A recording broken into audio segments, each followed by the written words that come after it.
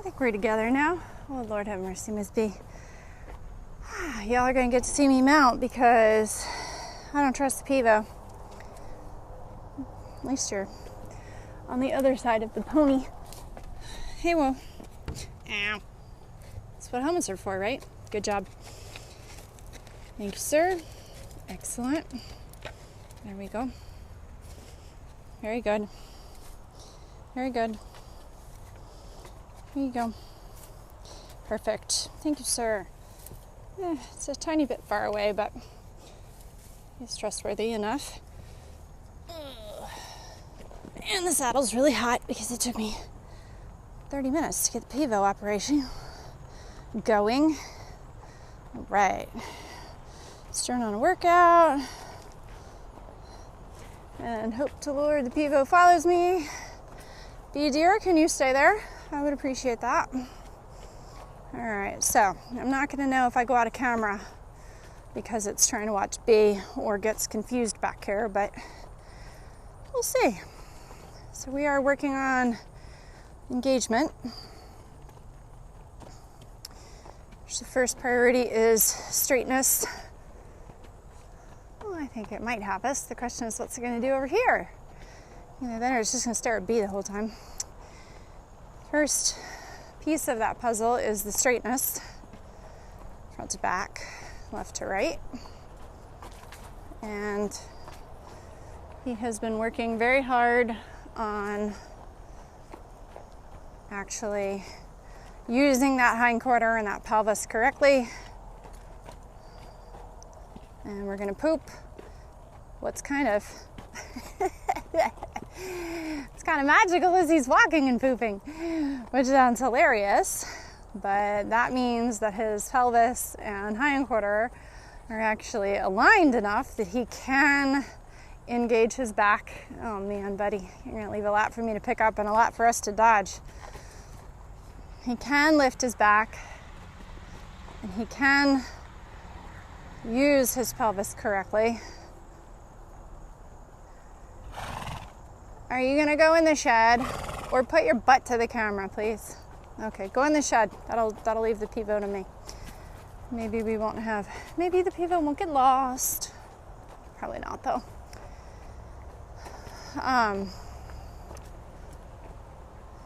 So, yep, let's not kick the poop, please. So we're gonna try some off the fence work today. So the real goal here is that he is organizing himself and his coordination enough that he's able to lift the back. Yes, stretching is good. And we're not going in the shed with B. This is literally how my brain talks. Good job. Good job. So looking for the release of the neck, which tells me the back is in alignment, and it tells me he's able to let go of the extra tension. Even though he's fussy about bugs, I don't worry about it. We just keep asking for that engagement. The best steps I'm getting are over here. Whew, not that one. Doesn't matter, you say something like that and it makes a liar out of you. Checking for the black bomber bee. The black bomber flies. They're the worst. So,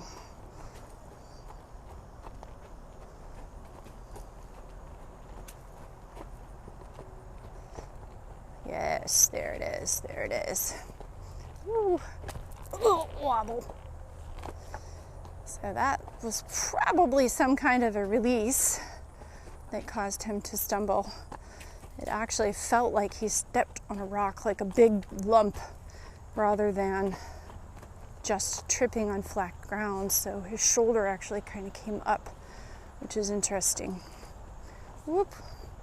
We tend to wobble when we swat the flies. And he's magically drifting towards the shed when we come across that way. Imagine that. So my focus is on my seat. It's Staying in alignment, find the middle of the motion and look for the straightness in the broomstick. So I imagine I'm sitting on a broomstick with my butt on the top of where the bristles connect to the broom, like an old corn broom, a real broom. And if I imagine that, I imagine what I feel under my seat bone is the broom level? And is it straight in front of me? Or did it go floppy like a noodle? And if it feels like a noodle, what do I need to do to ask it to be straight? And this is one of those amazing exercises that asking the question can actually generate the answer without you having to consciously do something. So I'm always asking, where's the broomstick? The other phrase that I like to use is thinking about their body underneath the saddle like there's a bubble in a level. So actually on my camera, there is a bubble that tells me if the mount is level. So I want the bubble in the middle of the little circle on the camera mount. And that's how you can think about what you're feeling under the saddle so that you know where to put your weight, because riding is a constant weight shift. It is constant adjustments because your goal is to stay level to gravity. So if the horse magically disappeared, would you land on your feet? And oftentimes they have a sneaky way of putting us into habits that we don't realize we have. And our bodies all are asymmetrical, mine more so than others, but bodies are all asymmetrical. And you have strong spots and weak spots and places that your body goes to by default. And if you are not actively working to find those spots, then you'll end up with all sorts of goofy things happening. So, looking for the broomstick. Is my broomstick underneath me straight? Do I feel straightness? Looking for the bubble level. Where am I being pushed up? Or where am I falling down? Depending on which side it's on, I can feel that better on one side than the other. So sometimes I feel a lift and sometimes I feel a drop. Sometimes we have more awareness in one side of our body than the other, and so looking for the lift or drop on one side can help us figure out what's going on the other side. The other thing to look for is gripping, because you will grip on the opposite side of where you need to be.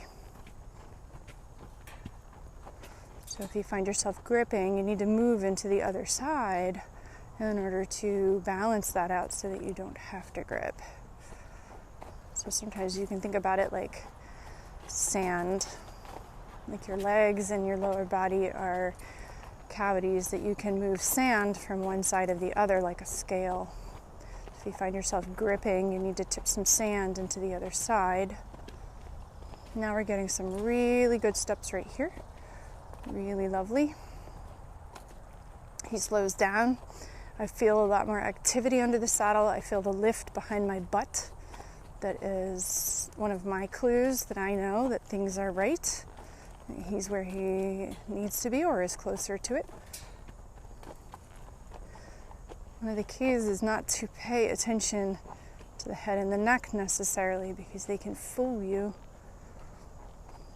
They are a reflection of struggle and a reflection of what's going on, but they aren't the answer. And if you spent any amount of time riding, you'll know that the head and neck can go in all sorts of directions that does not necessarily have anything to do with what's going on in the body. They can put their head and neck and shoulders in one direction and move in another. Whoop, whoop. There you go. So he kind of lightened up a little bit, but then tripped, which is not uncommon for this kind of work as they start to find their hind end, their front end suddenly doesn't know where to be.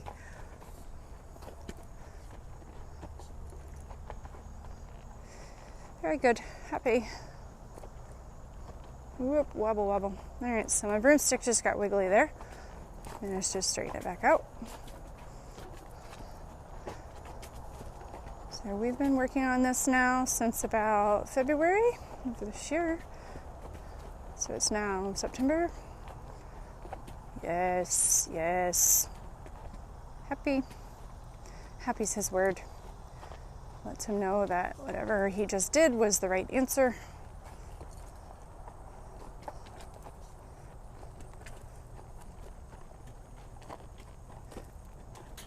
So I'm feeling lighter and lighter in his body and his steps. He tends to drag his hind feet, and I'm hearing less and less scuffing. Which tells me he's getting it right.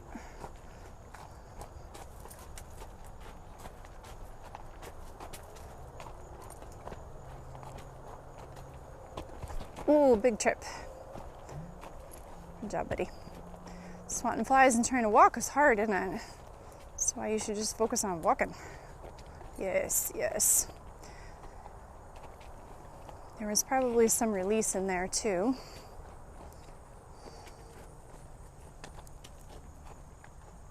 Yes, happy. Whew. Wobble, wobble, whoa. All right, so these head shakes, you can say they're due to the flies, but shaking the body is also a release. So I never mind it when they get a big head shake, even if it was a fly, because that helps release tension somewhere. So I'm always quite happy when we get a good shake going on. So that was also several shakes in a row. It's possible there was a stubborn fly, but what I like is that his neck is even lower now.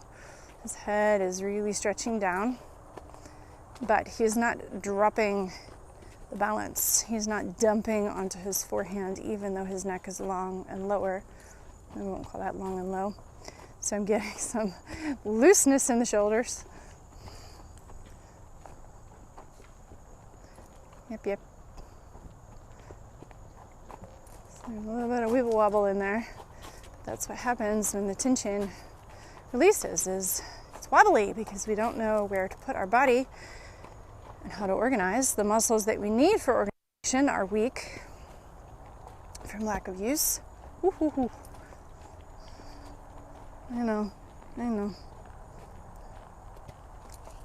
Try to help him out with flies when I can. Yes, happy.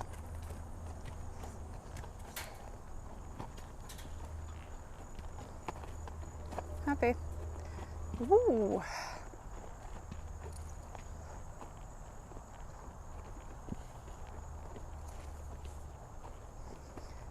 He always has the thought towards this shed, just in case. Maybe we can go. There's a nice breeze.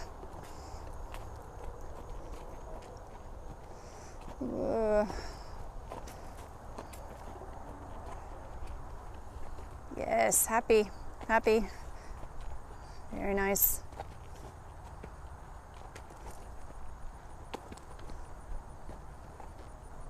So that was a nice deep stretch and some slowing. So we're gaining a little bit more control over our movement and organization. Yes, happy.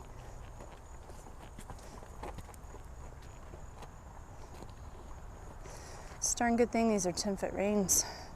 54 inches the average. I don't know what I'd do.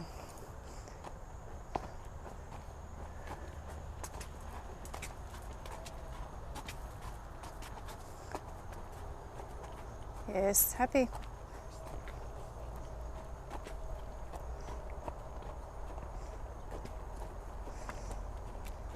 Oh, please don't kick the poop. It's much harder to clean when you kick it. As much as I love the fact that he is walking and pooping now, I also kind of prefer to be able to pick up the piles easily. That is what it is, though. It's all right. Good job. Oh, goodness, bug. Did it fly up your nose?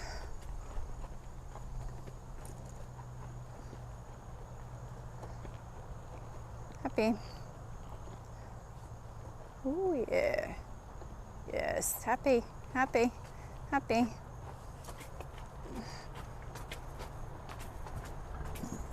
Nice, speed slow, thoughtful and organized. Really experimenting with that nice long neck, but yet not dumping on the forehand, not dropping all his weight forward and down. Yes, happy. Yes, yes. Happy. So I really feel the energy coming up underneath me. I feel the lift and support, like he's truly supporting me. And yet the motion does not feel like it's happening to me. It feels like it's happening under me. Yes, happy, happy. Good job.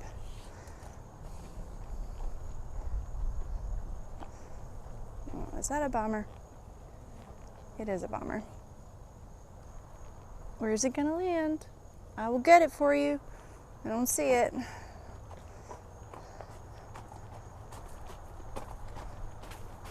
Oh, don't land on me either.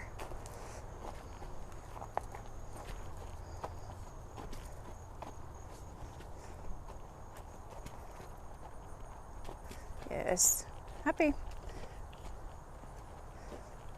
So I feel like I'm truly being carried instead of being at the mercy of all the motion.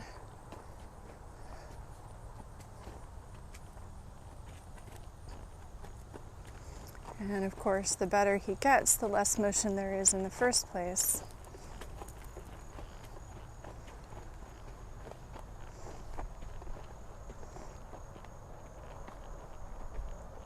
Happy. There goes the broomstick a little bit, so we're going to tweak it. Just bring it back into alignment.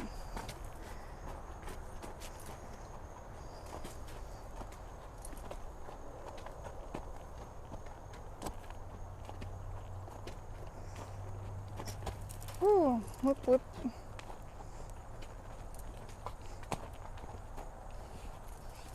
Nice. Happy.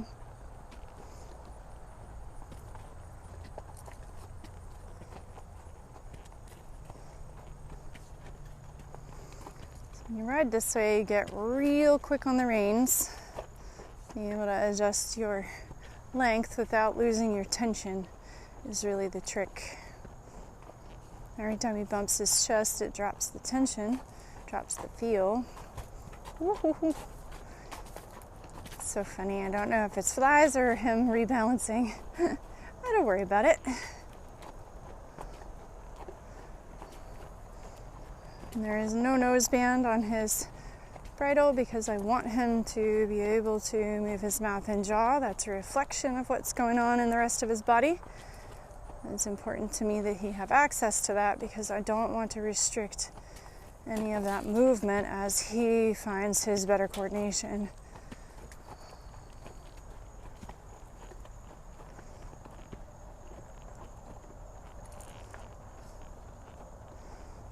It's interesting. I've also been experimenting with focusing on my pelvis and my seat.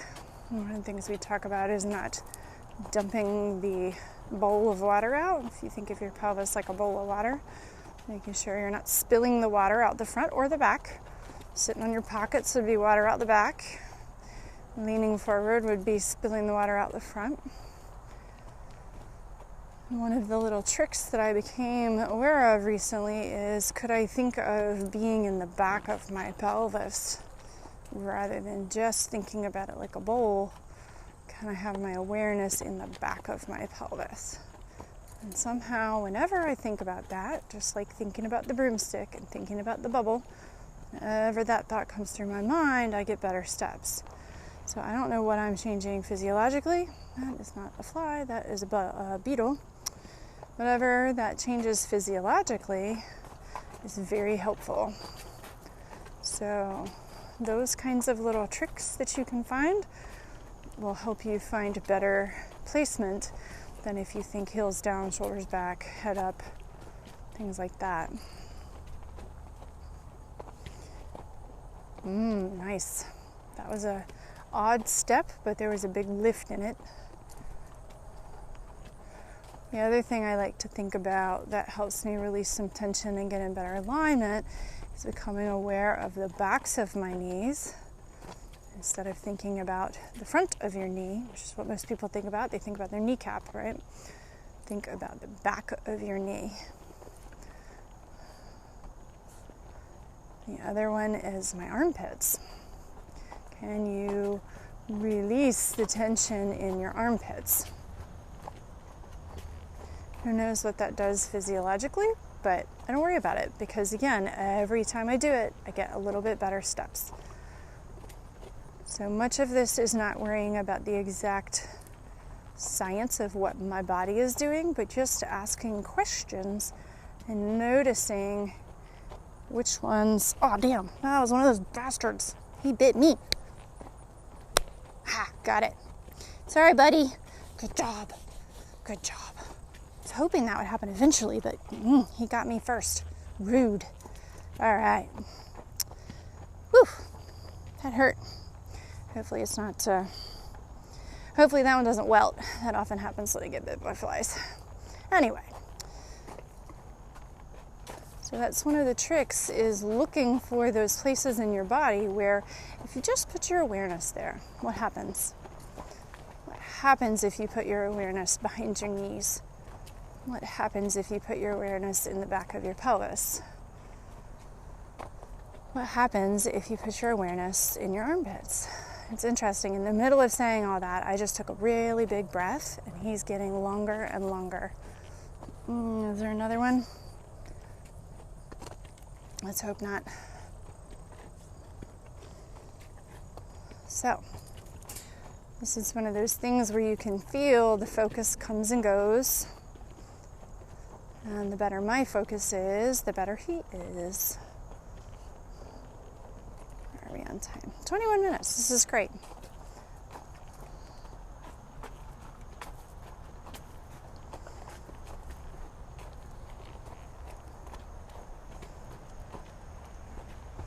Very good.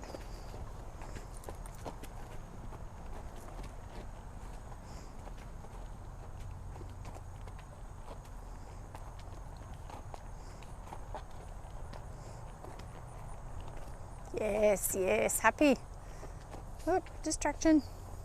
So that'll often happen is they'll start to make some really nice big changes, and then all of a sudden their attention goes, and it goes quick, like startle or, some kind of quick attention to something else. And that's because the release feels dramatically different. And so, especially in the beginning, it can kind of set off alarm bells in the body.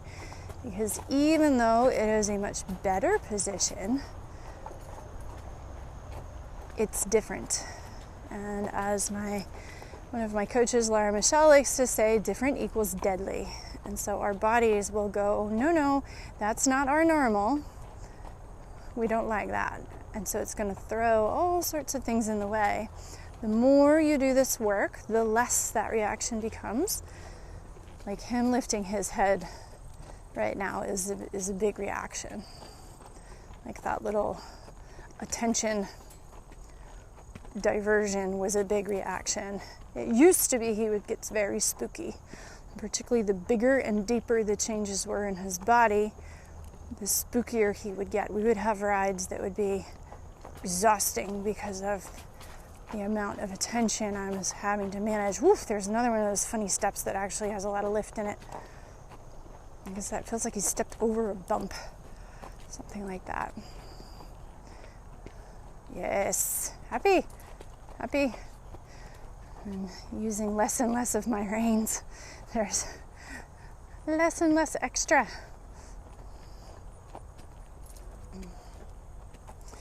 So we're gonna go for 30 minutes and see where we're at that point. And see if we can get any more than that. Yes. Happy. Very good. Ooh, that was a little bit of a drop. A little bit of a wobble.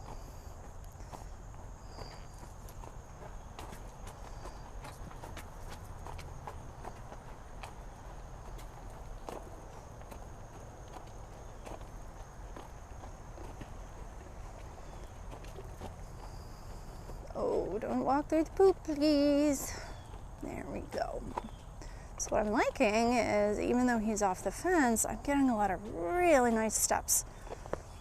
So we're not leaning on the fence for support like we have sometimes. Oh, wobble.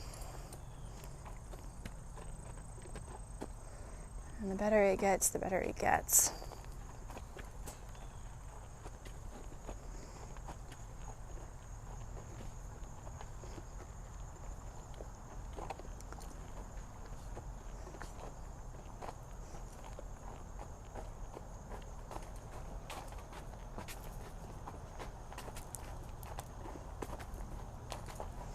Very nice. There are a lot of people that think that this work is boring. There's a lot of people that say that their horse doesn't like arena work. And I would argue it's probably worth considering whether your horse doesn't like arena work or whether your horse doesn't like the work that you are doing. No doubt that some horses are better suited to different disciplines, but I have not met a horse that doesn't fall in love with this type of work, because at the end of the day, their bodies feel better, right? It's like yoga or qigong or any other kind of body modality work. You know, when I started doing yoga, I could have a hard day on the veggie farm. I used to work on an organic veggie farm. I'd have a long day on the veggie farm, go to yoga, and walk out feeling better than when I walked in. It was marvelous. All right, there we go. I had a little wobble back there. So this work is very similar for the horses in that they fall in love with the movement. They fall in love with the work. Bless you. Bless you, my son. Yes, get the bug out. Very nice. Snorts and breathing is also a sign of some pretty big releases potentially. He could have snorted a bug, but even if it was a bug, the act of breathing deeply enough to snort is a release. So even if it was the byproduct of a bug up his nose, yes, good job, happy. I don't know if the recording's going to pick that up or not. He's like humming as he walks along. Woof. And yeah, I think there's definitely some stuff going on back there. So I think that was a release that suddenly freed up his breath, right? His lungs and his ribs were suddenly freed up so he could breathe better. And it made him snort and blow.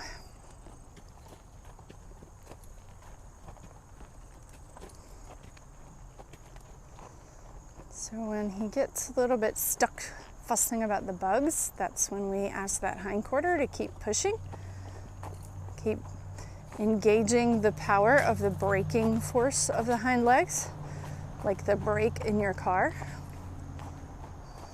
So if you are running down a hill or running at all and you decide you're going to stop suddenly, it is the braking action, happy, good job, of your legs that slows you down again. And it's that braking action of the hind legs for the horse that creates the engagement so that they can engage properly to lift the back, to be organized and lift the back.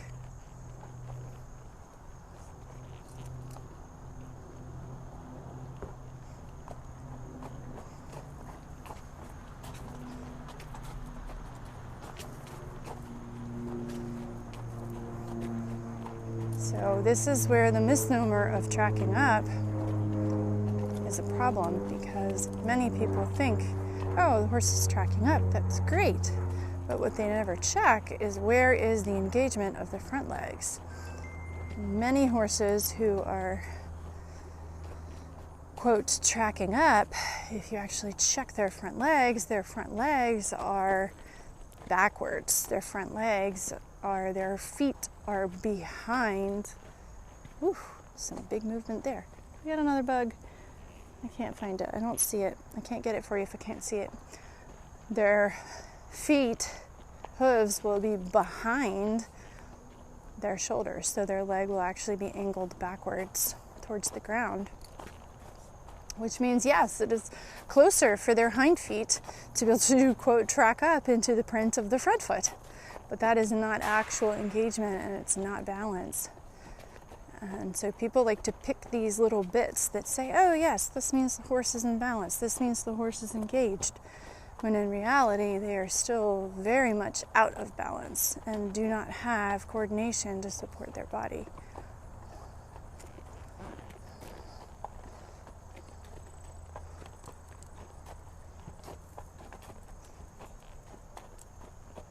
So this is absolutely a work in progress. We have posted some videos from months ago. I have quite a few videos from the winter. So you can go back and look at those if you want to see the differences in the quality of movement. But about 6 months of not videoing Mix. So he gets ridden once a week. Whoop, there goes the broomstick. Oh goodness, oh goodness. There we go. He gets ridden once a week generally, and twice a week if we can muster. Lovely, happy. Occasionally 3 times a week. But that's like a record.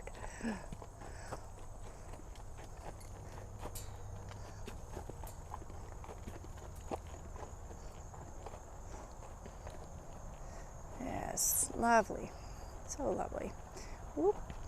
Every time I almost go to take the reins up, it's like he stretches again and there go the reins.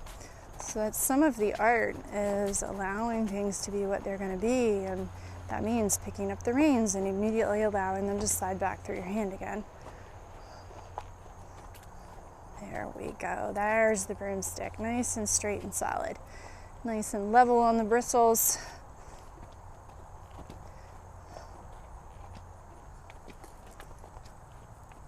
And then it slides away. I like he slowed his tempo down again. Ooh, clunk. That was his shoulder, I think.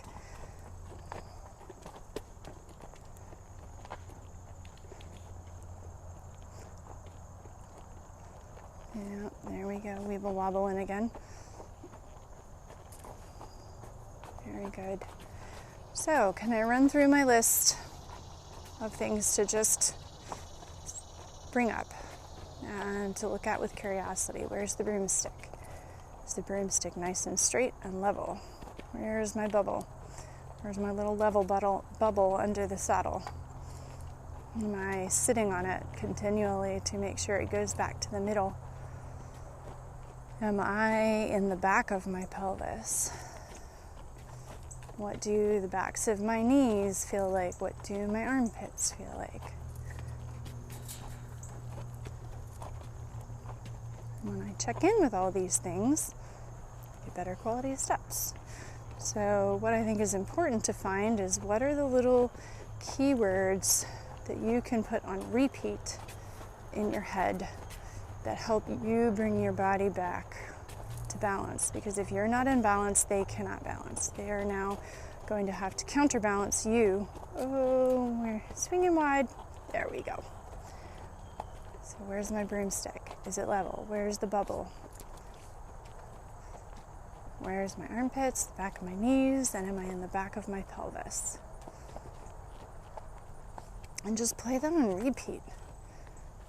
Sometimes I even will put together a little mantra. One of the mantras that we've played around with recently was ask, align, allow, receive. It's a great little manifesting mantra, but it also works for horse riding. Because the allow and the align, or align and allow, I should say, are very important, because you have to wait to receive the answer before you make another request, another ask. Did you get what you were asking for? And many times we are quick to just ask, never giving our horses or our pets for that matter a chance to process the request and adjust themselves to provide an answer. That was almost a wobble, and I went, where's the broomstick going? Very nice. Very nice. Let's check our time. We're at 34 minutes and still cooking. So this is excellent.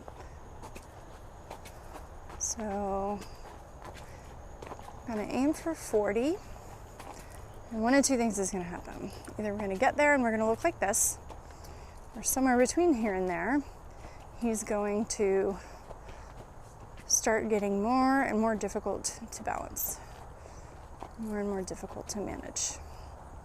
He'll start wobbling. He'll start, collapsing forward. His head might come up. Something will happen that will tell me he's getting tired.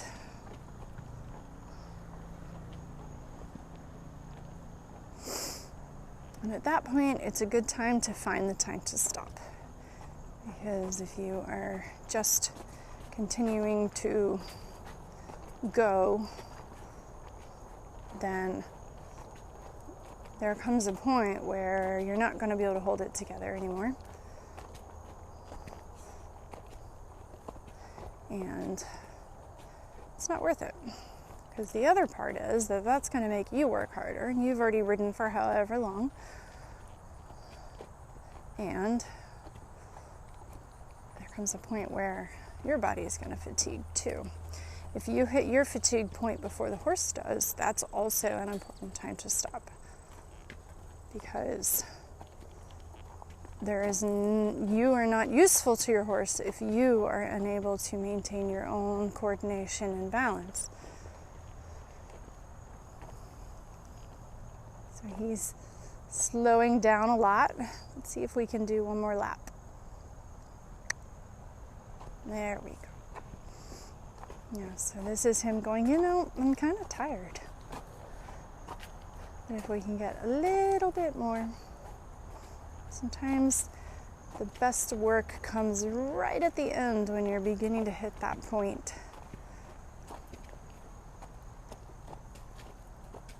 So the other thing I can do is I can listen for his feet scuffing. So if he starts scuffing again, then he's absolutely fatigued. And I don't want to go there either. He had a little bit of scuffs back there before we turned the corner, but now we're doing a little better.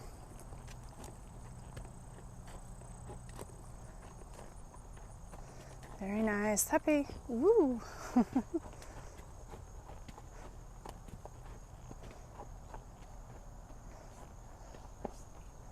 right.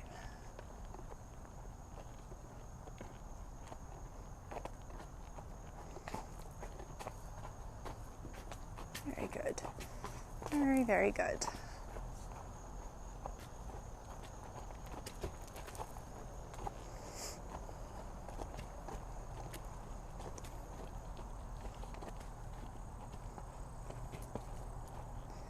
So that's 37 and 43 seconds.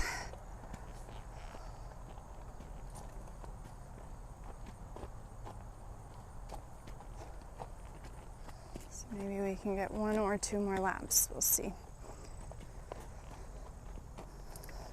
As you've noticed, he has not asked to stop or has not stopped himself for pretty much the entire rest of the ride. So that was the first time that he stopped. And so that tells me he's communicating with me that he is getting fatigued. I am a bit careful with his hind legs because he has had DSLD issues. And so we're reversing that, but I do need to be cautious that I don't overwork him. And he's not wrapped right now because it's pretty warm today. It's in the, I think it was supposed to make it to about 80. A little on the sticky side. Not bad, but this is work. This is much more work than it looks like from the outside, which is why people are always confused. What are you doing? You're just walking. Yep, this is like walking on a balance beam for 40 minutes. Like a very narrow balance beam for 40 minutes. Don't fall off. So it is much more challenging to the body than it appears to be from the outside. The other piece of this is I am noticing I'm having to focus a lot more on my own body as well. I'm beginning to really fatigue in my thighs, my glutes. My core is telling me I am tired. So this is the signal that we need to call it a day. I'm going to get back around to the other side here.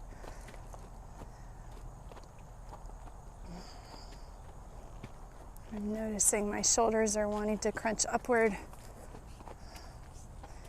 The hard part for me is sometimes by the time I notice, I should have stopped. So we probably should have called it at 35 minutes, but all right, so I'm going to begin asking for the halt, going into my length, up and down, a little pressure in my toes, a little bit of backwards in my core, and we stop. Beautiful. All right, let's turn off the workout. 1.83 miles. Good job, dude. Super duper good job. So thank you for hanging out with us today while we worked out. That was fun. And I'll see you next time. Let's get the video quit.